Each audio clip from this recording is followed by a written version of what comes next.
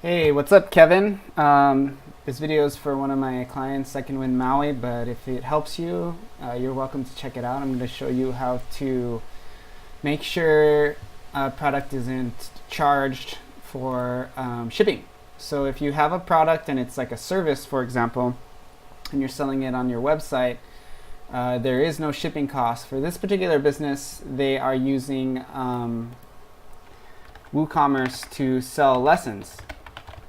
All right, so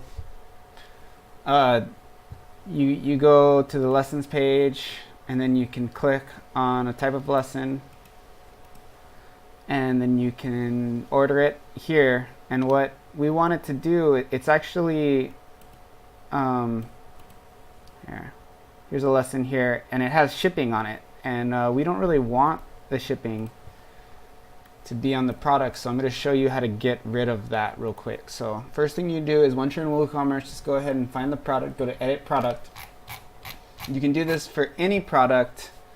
Now this is a variable product, but the process is the same. If it was a simple product, you can probably figure it out based on what I'm showing you now.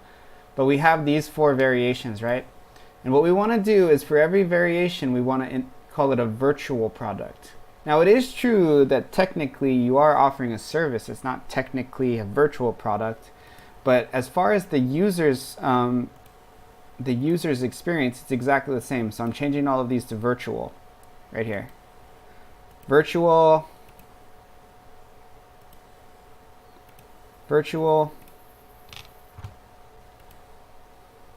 Okay, so now I've changed that. So let's go ahead and view the product up here. Okay, so here's the product. Let's go ahead and view cart since it's already in my cart. And then you can see no shipping. No shipping information here. Nothing to worry about. Problem solved. Let me know if you have any questions about this particular thing. I'll talk to you guys later. Aloha.